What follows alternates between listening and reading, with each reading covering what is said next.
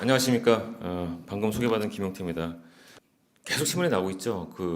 국회에서 디지털 자산 기본법 2단계 어떻게 통과시킬 것인가에 대해서 계속 논의가 되고 있고, 핵심 이슈 중에 하나가 스테이블 코인을 금융권 컨소를 해야 되느냐, 아니면 혁신 기업들, IT 기업들 중심으로 해야 되느냐에 대한 논의도 계속되고 있고, 근데 지금 논의 방향은 약간 이제 은행권 중심으로 한 컨소로 기울어지는 상황에다가 지난주 토요일 날, 금요일 날 저녁에 또 빗썸에서 또 사고가 나면서 여러 가지 또 이 기본법에 대한 또 거래소에 대한 지분 제한들이 좀 논의가 좀 활발히 되고 있는 것 같습니다. 근데 스테이블 코인에 관련돼서 국회 청문회 막 이렇게 찾아보시면 내용들이 대부분 그 지분율 제한과 또 이 USDT와 경쟁을 과연 할 거냐? 우리나라가 그 통화가 이제 기초통화국이 아니다 보니까 이거 많이 쓰고 있는데 이거 과연 스테이블코인 만나서 뭐 할 거예요? 이런 얘기들도 하고 사실 뭐 스테이블코인이 뭐 가상자산 시장에서 교환 수단으로 뭐 그 사용량이 뭐 90%가 이제 교환으로 쓰이고 있는데 이거 뭐 결제 수단으로 쓰일 수가 있는 겁니까? 이거 만들면 USDC, DT로 다 써야 되는 거 아니에요? 라는 계속된 사실 그 시장의 질문도 있고 그러다 보니 이제 스테이블 코인을 추진하는 쪽에서 나왔던 컨텐츠가 우리나라가 이제 K 컨텐츠가 강하니까 이런 그 IP 산업들에 대한 결제 수단으로 쓰겠습니다. 라고 해서 여러 가지 세미나도 했는데 그러다 보니까 이거를 추진하는 업체에서 실제 K 컨텐츠 업체에 찾아갔어요. 찾아가서 스테이블 코인 우리 만들 건데 여기에 대한 결제 수단을 붙이면 안 되겠습니까? 그랬더니 그쪽 K 콘텐츠 업체에서 반응이 몇 군데 반응이 다 동일합니다. 이거 XX 카드에서 저희 결제 수단으로 쓰면 우리 후원금 얼마 준다 그랬는데 당신들은 뭐 줄 겁니까?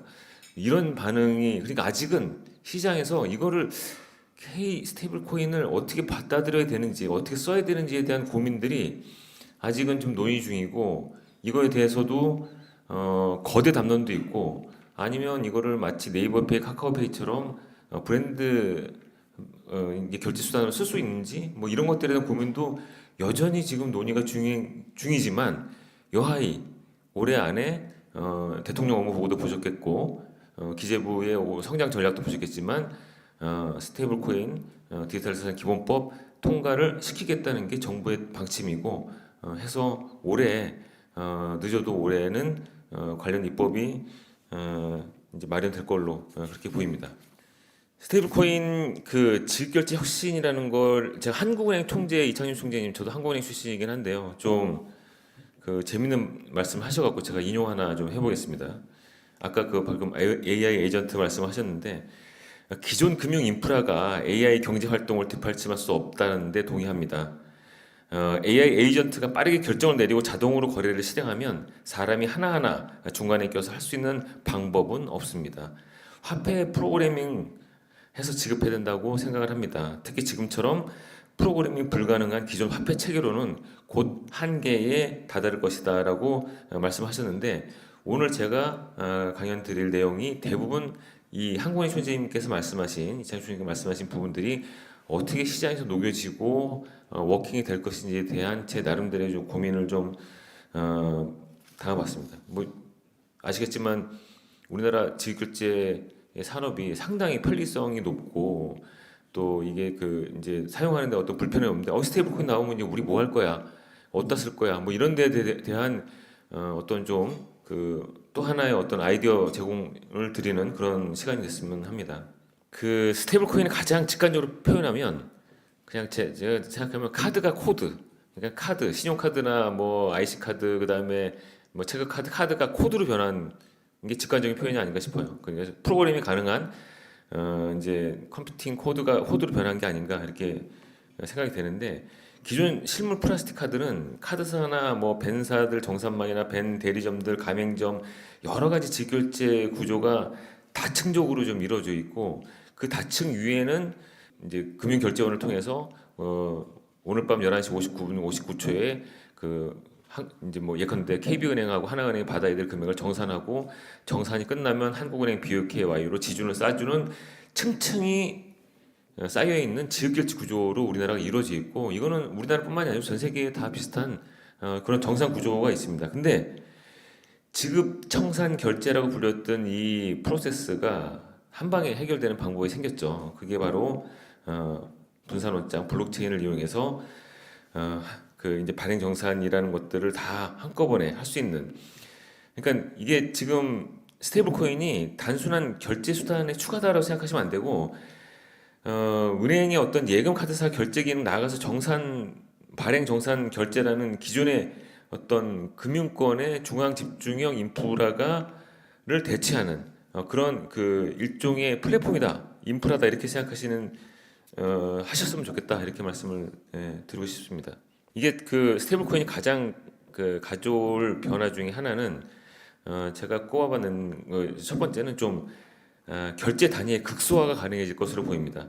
예컨대 오늘 딜사이트 저희가 이제 와 있지만 딜사이트 그 기사 하나 보는데 20원 이런 과금 체계가 안 돼요.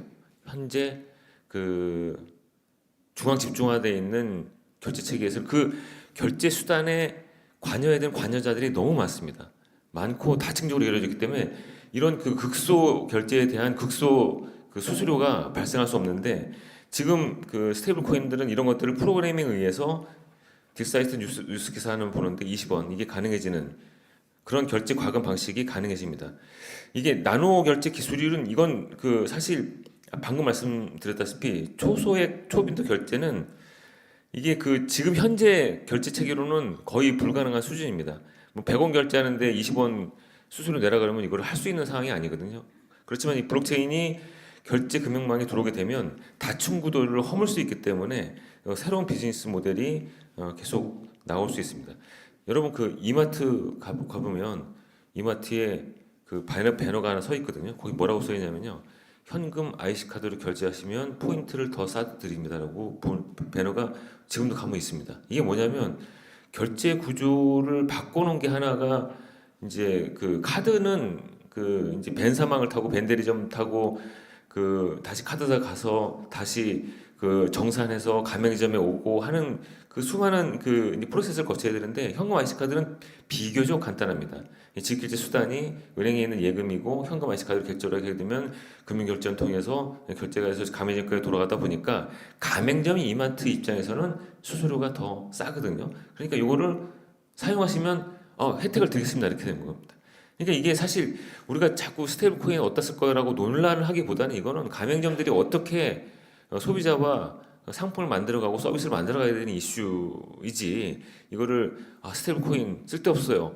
USDT 다 이거 다 우리가 다 점령할 겁니다. 이런 논리는 약간 반박을 상당히 그 불러일으키는 그런 주장이 아닌가 하는 생각이 듭니다. 이렇게 되면 사실 지금 그 결제하기 클릭을 해서 정산되는 그 청구 기반 결제 구조에서 뭐 이벤트 기반 스마트 컨트랙트 결제로 이용돼서 여러 가지 뭐 예시로 들 수 있는 것들이 컨텐츠 결제, 모바일 뭐 공유, 뭐 B2B 구독이나 성과 기반 결제나 보험 보상 관련돼서 또는 뭐 에너지 스마트홈 물론이고 공무원 물류까지 여러 가지 그 이제 이벤트가 발생하게 되면 스마트 컨트랙이 이루어지고 이를 인식해서 그 사전에 약정된 금액으로 청산 결제가 이루어지는 것뿐만이 아니고 아까 말씀드린 그런 그 극소형 결제 다빈도 결제도 가능해진다 이렇게 저는 예상을 합니다.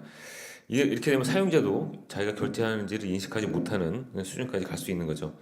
이게 그리고 또 그 여기 제가 장표를 미처 만들지 못했는데 여러분 2024년도 7월 8월에 그 팀F 사태 기억하시잖아요.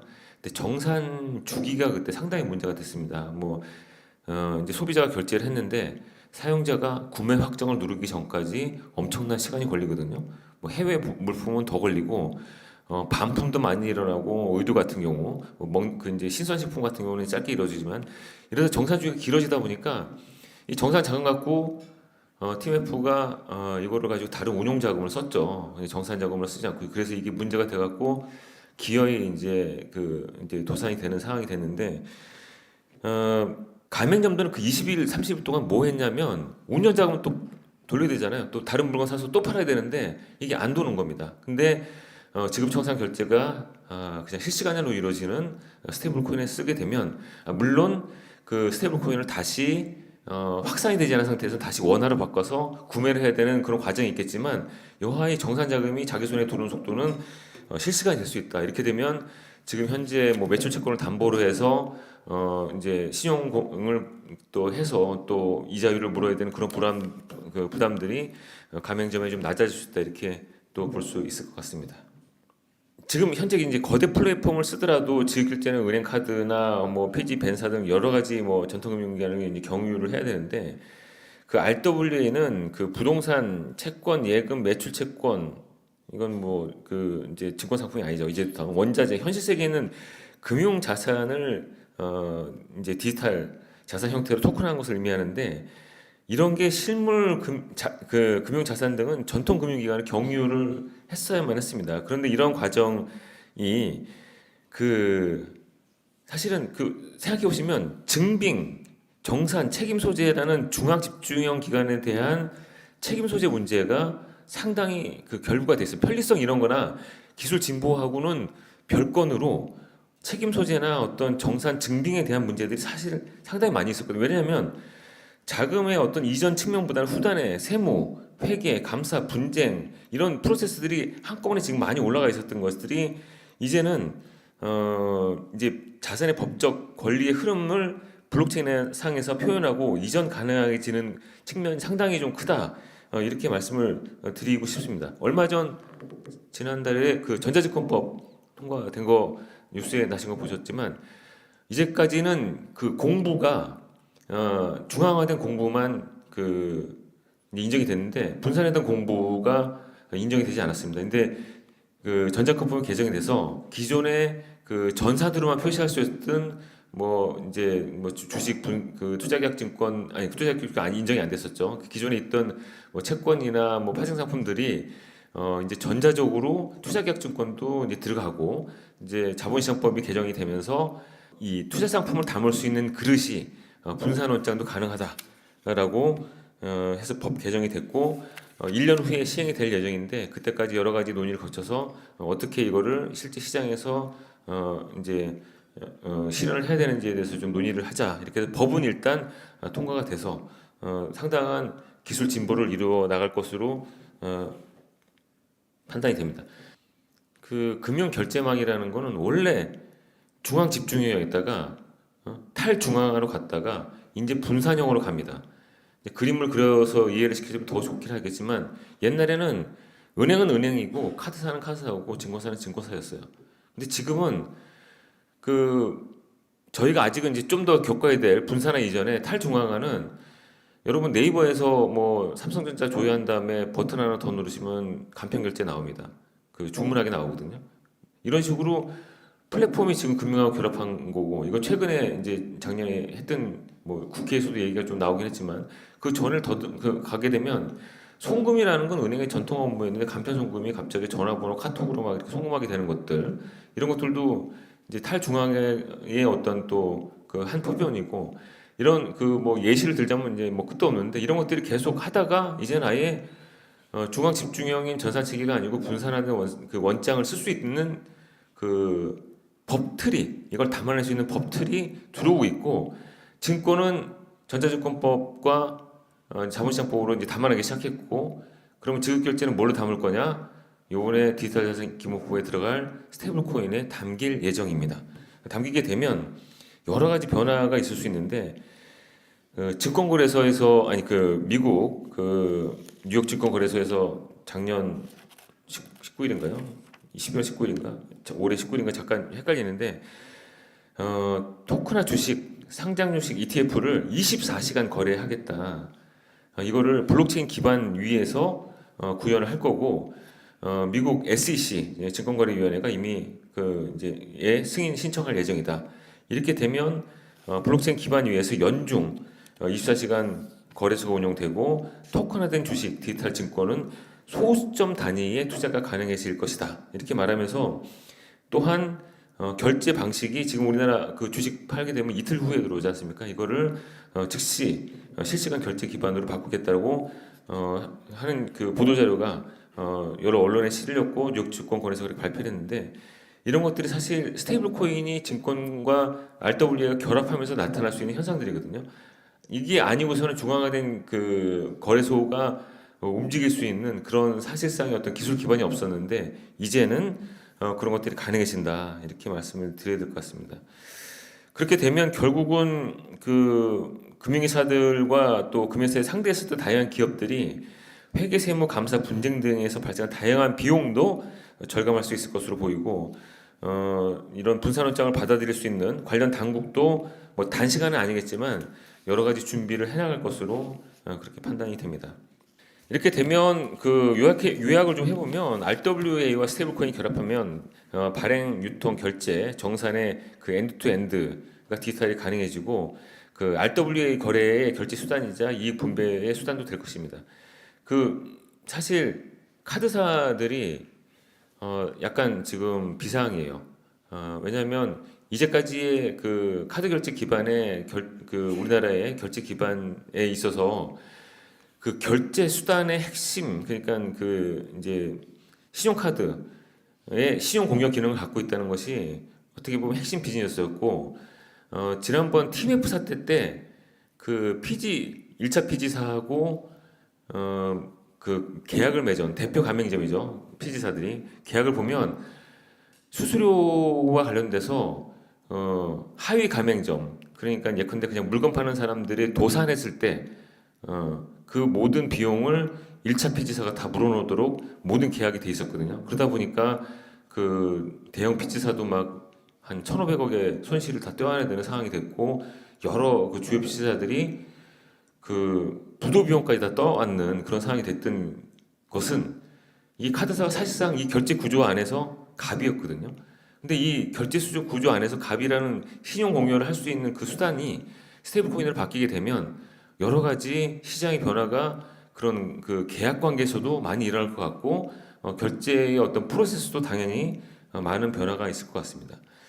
이렇게 그 많은 변화가 일어나게 되면 그 유동성 그러니까 아까 말씀드린 어떤 정산에 대한 그 가맹점에 대한 결제도 빨라지고 증권거래소의 투자도 많이 변할 것으로 보이는데 이게 그 핵심으로 드리고 싶은 얘기가 뭐냐면 전통 금융기관들이 거래 중개하는 기능에서 이제 신뢰 설계로 바뀌어야 된다는 겁니다. 그 스테이블 코인과 관련해서 준비금이나 가버넌스, 리스크 컴플라이언스 등 여러 가지 또 결제할 때 어떤 망의 유지나 뭐 신속성, 정확성 또 트래킹할 수 있는 것들에 대한 신뢰 설계가 중심이 되는 거지. 이제 대형 금융회사라고 해서 핵심 경쟁력이 되는 시대가 바뀔 것이다. 이렇게 말씀을 드리고 싶습니다. 브랜드 스테이블 코인 이거는 제가 좀 들고 나온 이유가 뭐냐면 우리나라가 지금 현재 그 디지털 자산 기본법에 다루고 있는 게 사실 좀 거대 담론이에요. 그러니까 이 브랜드 스테이블 코인은 앞에서 말씀드린 그 나노 결제나 이벤트 결제, RWA 이런 게 이제 중심으로 모이는 지점이 아닌가 생각이 되고요. 브랜드 스테이블 코인이라는 게 특정 기업 플랫폼, 브랜드, 생태계 내부에서 사용하도록 설계된 코인인데 이 법정화폐 연동은 뭐 법정화폐의 안정성도 가지는데 범용 결제 수단이 아닌 플랫폼 운영 지급결산의 인프라를 두는 거죠. 그 얼마 전 작년에 발표했던 그 이제 그 한양대학교 강유 교수님이 분석한 거에 보면 삼성의 어떤 내부 그 국경 간의 자기 계열사들 해외 지사 간의 결제에 스테이블 코인을 도입하게 되면 연간 1,400억 정도의 비용 절감 효과가 있을 것이다 이렇게 발표를 한 적도 있고 또 지금 뭐 예컨대 뭐 그 유통 플랫폼들 있지 않습니까? 뭐 네이버도 그렇고 쿠팡도 그렇고 여러 가지 유통 플랫폼들이 사실 그 자기들 생태계 내에서 구현해야 되는 정산 구조가 되게 많아요. 예컨대 뭐 배송을 했을 때 배송 기자들한테 뭐 지급해야 되는 것들, 가맹점에 정산해야 되는 것들, 물류 비용들, 또 운송했을 때 그런 물류 비용들이니 뭐 반송해야 되는 비용들부터 시작해서 그 상품의 어떤 그 이제 그 시장 마켓에 올리는 비용들, 또 비용의 수수료 내는 것들 이런 것들이 사실은 엔드 투 엔드로 우리가 갖고 있는 원화로 바뀌기까지 그 안에서 프로세스들을 지금도 전통 금융 시스템을 통해서 하고 있는데 이거는 이유가 있습니다. 세금도 내야 되고 그 회계장부도 기록해야 되고 여러 가지 이슈가 있거든요. 근데 이런 그 사실 제도가 따라가지 못하는 이유 그것들을 뒷받침해 줄 수 있는 수단은 사실 전통금융밖에 없었는데 이런 스테이블 코인이 어떤 특정 플랫폼 스테이크 내에서도 돌아가고 나중에 이제 그게 법정화폐로 바뀌는 출구 온램핑 오프램핑 하는 쪽에서만 법정에를 갈 수 있다면 이것도 비용 절감 효과가 상당히 있을 것이다. 그래서 브랜드 스테이블 코인을 너무 시장이나 그 규제 당국제 국회에서 이거를 너무 거대 담론으로 범용성 스테이블 코인으로 집중할 게 아니라 여러 가지 좀 측면도 고민해 볼 필요가 있다. 그런 그 측면에서 말씀을 좀 드려보고요. 준폐쇄형으로 봤을 때 이게 내부 정산 결제 중심의 리스크가 상대적으로 이런 스테이블 코인들은 브랜드 스테이블 코인은 좀 낮습니다.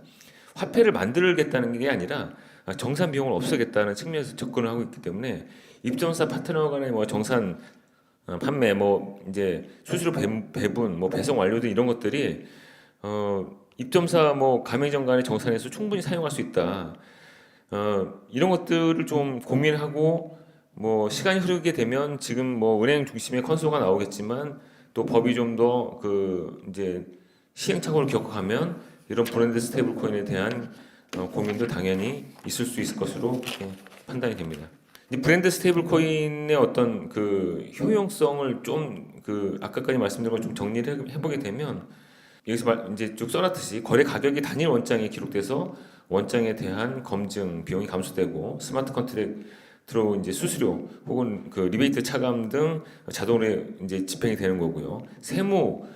세무당국도 지금 이제 분산 원장의 어떤 뭐 노드로 들어오건 분산 원장에 참여를 하게 되면 세금과 관련돼서도 여러 가지 자동화 이제 그 이거를 그 섭텍이라고 부르죠. 슈퍼비전 테크놀로지라고 부르는데 이런 것들도 지금 당장은 되지 않겠지만 어떤 시간이 그 흘러서 분산 원장이 공부로 인정을 받게 되는 그런 시기에 있어서는 세무나 뭐 과세 업무 신고 간소화도 상당히 절감이 되고 특히나 그 감사 비용, 회계 감사 비용들도 이런 측면에서 뭐 그 이제 상당한 절감이 있을 것으로 그렇게 기대를 해 보고 싶습니다. 제가 감독원에 오래 있었지만 규제가 사실 기술의 진보를 따라가지 못합니다. 항상 그 후행적으로 가고 있는데 그러다 보니까 여러 가지 규제 혁신의 발목을 잡기도 하고 이런 일들이 지금 계속 일어나고 있지만 이 금융 규제 패러다임도 바뀌어야 된다. 그런 측면에서 뭐 국제결제은행 BIS 등 그 뭐 IMF 월드뱅크에서 계속 발표를 하고 있는데 금융 당국도 테크놀로지를 도입해서 지금 현재 우리가 자금 세탁이나 또 KYC 뭐 실원 확인이나 뭐 규제 준수 비용 보고서 제출해야 되는 것들에 대한 금융회사들의 부담이 상당하거든요. 금융회사들 뭐 여기서 오신 분들 많지만 금융회사의 규제 준수 비용도 만만치 않습니다. 예, 이런 만만치 않은 비용들을 중장기적으로 개선해 나갈 수 있는 그런 이 디지털 금융 시대가 됐다고 보고요. 이걸 뭐 레귤레이션 테크놀로지 렉텍이라고 부르고 섭텍이라도 부르기를 하는데 지금 뭐 사후적으로 장부를 제출하고 또 이거에 대해서 규제 당국자들이 그 감시 감독을 하면서 여러 가지 뭐 그 이제 준수 비용들이 나오고 있는데 이런 것들을 차세대 교육 체계는 실시간 모니터링 기반의 어떤 감독 체계로 또 바꿔야 또 혁신도 이렇게 또 뒷받침하지 않을까 또 그런 생각을 해봅니다. 발표를 여기서 마치겠습니다. 감사합니다.